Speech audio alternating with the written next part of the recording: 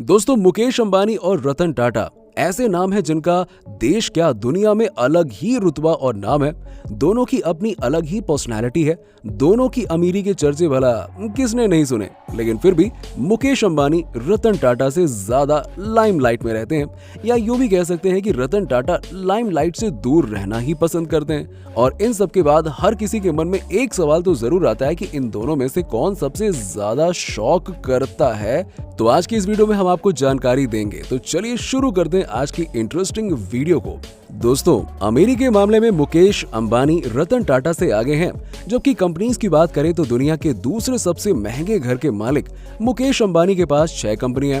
वहीं simple living पसंद रतन टाटा रहते तो सिंपल से बंगले में हैं, लेकिन उनके पास 135 से ज्यादा कंपनियां हैं। रिलायंस इंडस्ट्रीज जहां लिमिटेड सेक्टर में ही काम कर रही है, तो वहीं टाटा ग्रुप हर क्षेत्र में काम कर रहा है, जैसे स्टील, केमिकल, आईटी, ऑटोमोबाइल आदि। तभी तो सब्सिडरी कंपनीज ज्यादा होने के चलते टाटा कंपनीज का मार्केट कैपिटल रिलायंस कैपिटल से ज्यादा ही रहता है। अब आप सोच रहे होंगे कि फिर मुकेश अंबानी रतन टाटा से इतने अमीर कैसे हुए। आज एशिया के सबसे अमीर शख्स का टाइटल मुकेश अंबानी के पास है, लेकिन दूसरी तरफ पहलू ये भी है कि अगर रतन टाटा अपनी पूरी दौलत अपने हाथ में ले लेना, तो वो भी बन सकते हैं एशिया के सबसे अमीर इंसान। आखिर उन्होंने ऐसा क्यों किया, चलिए जानते हैं इसके बारे में। तो आपको बता दें कि मुकेश अंबानी रिलायंस में 48% शेयर के मालिक हैं। जब लगभग आधे शेयर्स ही उनके नाम है, तो जाहिर सी बात है कंपनी की वैल्यू बढ़ने के साथ ही आदमी की वैल्यू बढ़ती गई। इसीलिए सितंबर 2020 में मुकेश अंबानी का नेटवर्थ $88 बिलियन हो गया था। और वहीं रतन टाटा की बात करें तो वो कंपनीज में 1% से भी कम के शेयर के मालिक हैं, क्योंकि उनकी कंपनी का 66% शेयर उनकी ही कंपनी के अलग अलग ट्रस्ट जैसे कि sir Ratan Tata trust, sir Dorabji Tata trust, Tata education trust जैसी संस्थाओं को डोनेट किया जाता है, जो इंडिया के education, health, livelihood generation, art and culture जैसे अलग अलग सेक्टर्स में काम कर रहे हैं। टाटा जी अपने फैमिली वैल्यू को आगे बढ़ाते हुए अपनी कंपनी का 2/3 हिस्सा देशवासियों के लिए दान कर रहे हैं।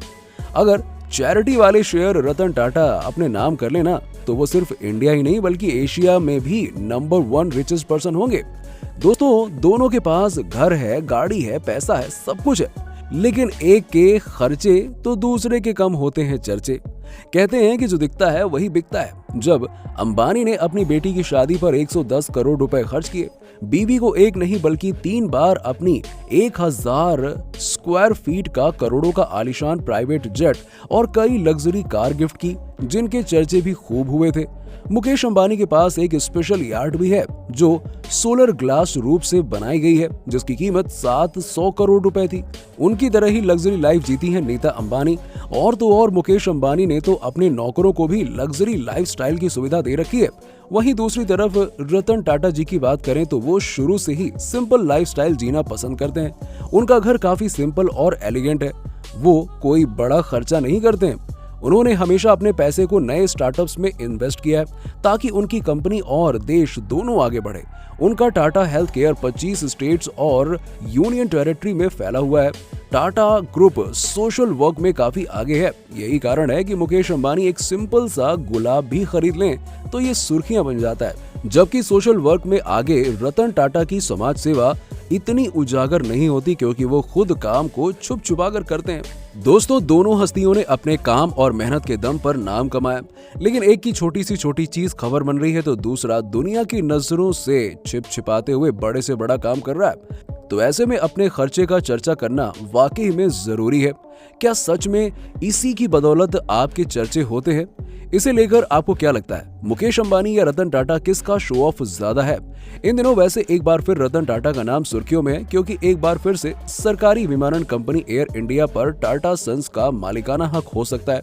टाटा सन्स ने एयर इंडिया के लिए बोली लगाई। ब्लूमबर्ग की रिपोर्ट के मुताबिक टाटा ने एयरलाइन के अधिग्रहण के लिए जो प्रस्ताव दिया उसे स्वीकार कर लिया गया। हालांकि सरकार की तरफ से इनकी कोई आधिकारिक घोषणा अभी तक नहीं की गई है, लेकिन 68 साल के बाद एक बार फिर से एयर इंडिया की घर वापसी हो रही है। इन दो बिजनेसमैन की स्ट्रगल स्टोरी भी आपके साथ शेयर करते हैं। चलिए शुरू करते हैं रतन टाटा जी की टेक्सटाइल कंपनी से, जिसकी शुरुआत 21,000 रुपए में की गई थी, जिसका नेटवर्थ आज 5 लाख करोड़ हो गया है। हालांकि कंपनी को 21,000 से 5 लाख करोड़ रुपए तक ले जाने का सफर आसान नहीं था, क्योंकि 1839 में जमशेद जी टाटा का स्ट्रगल 14 साल की उम्र में ही मुंबई में शुरू हो गया था, जहां से ग्रेजुएशन खत्म करते ही उन पर परिवार की जिम्मेदारियां पूरी तरह से आ गई। बस परिवार को संभालने में उन्होंने अपनी पाई जोड़कर 21,000 रुपए में टेक्सटाइल का बिजनेस शुरू किया और जैसे ही वो इस काम में सफल हुए, उन्होंने नागपुर में अपनी पहली टेक्सटाइल मिल शुरू कर दी।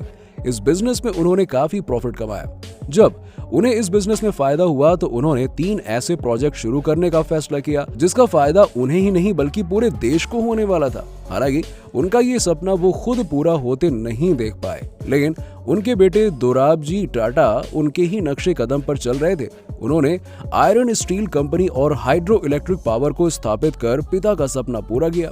साथ ही उन्होंने भारत में पहला इंस्टीट्यूट ऑफ साइंस शुरू किया। जब उनका देहांत हुआ तो साल 1938 में टाटा ग्रुप की सारी जिम्मेदारी जहांगीर रतन जी दादा बाय टाटा ने ले ली और उन्होंने अपने 14 कंपनियों को चलाते हुए कंपनी का आंकड़ा 14 से 95 कर दिया। इतना ही नहीं, जेआरडी टाटा ने इंडिया की पहली एयरलाइंस टाटा एयरलाइंस की शुरुआत की, जिसे सरकार ने अपने अंडर किया तो उसे एयर इंडिया का नाम दिया। इन सब 3 पीढ़ियों के काम को आगे बढ़ाने की जिम्मेदारी मिली रतन नवल टाटा जी को, जिन्होंने बखूबी अपने विरासती बिजनेस को ग्लोबली फेमस कर दिया। आज देश के युवा नागरिक टाटा ग्रुप के साथ काम करना चाहते हैं, तभी तो आज टाटा कंपनी का नेटवर्थ 5 लाख करोड़ तक जा पहुंचा है। चलिए अब बात करते हैं मुकेश अंबानी की, जिनकी एक गाड़ी की कीमत में एक नॉर्मल इंसान शानदार बंगला बना लेता है। इनके शानदार घर एंटीलिया में 6 फ्लोर की जो शानदार पार्किंग है ना, उतने एरिया की बिल्डिंग्स में मुंबई की आधी जनसंख्या रहती है। जी हाँ, लेकिन ऐसा शुरू से नहीं था। धीरू भाई अंबानी ने इस नाम और शोहरत को कमाने के लिए कड़ी मेहनत की। वो जब विदेश में नौकरी करने के लिए गए तो वहां उन्होंने अपनी कमाई को जोड़ा और फिर वापस मुंबई में एक चौल में रहने आ गए। जैसे तैसे करके धीरू भाई अंबानी ने लंबे संघर्ष के बाद रिलायंस कमर्शियल कॉरपोरेशन शुरू किया, जो मसालों और यार्न्स में ट्रेड करता था। जैसे ही उनका ये काम सेट हुआ, उन्होंने विमल नाम से कपड़ों का बिजनेस शुरू किया। पहले विमल अपने ग्राहकों को लुभाने में फेल हुआ, जिसके बाद उनके स्टॉक में लोगों से इन्वेस्ट करने और स्टॉक बेचने का काम भी खुद धीरू भाई अंबानी ने किया। ये वो वक्त था जब लोगों को इन्वेस्टमेंट की कोई जानकारी नहीं होती थी। इसका फायदा कंपनी और इन्वेस्टर्स दोनों को हुआ और कुछ ही साल में 70,000 रेवेन्यू साल 2002 में 75,000 करोड़ का हो गया। उनके चल बसने के बाद उनके बेटों ने रिलायंस इंडस्ट्री को संभाला। मुकेश और अनिल अंबानी को बिजनेस बांट दिया गया, लेकिन दोनों के काम करने का तरीका एकदम अलग था। जहां अनिल अंबानी ने कह दिया कि उनका नेटवर्थ 0 हो गया, वहीं मुकेश अंबानी का नेटवर्थ 7,930 करोड़ डॉलर पहुंच गया। तो दोस्तों, अब आप बताइए कि इन दोनों में से कौन ज्यादा शो ऑफ करता है। आपके हिसाब से आप अपनी राय हमें नीचे कमेंट सेक्शन में जरूर दीजिएगा और साथ ही साथ वीडियो पसंद आए तो इसे लाइक करें, अपने दोस्तों के साथ में शेयर करें और अगर आप हमारे चैनल पर नए हैं तो फटाफट हमारे चैनल को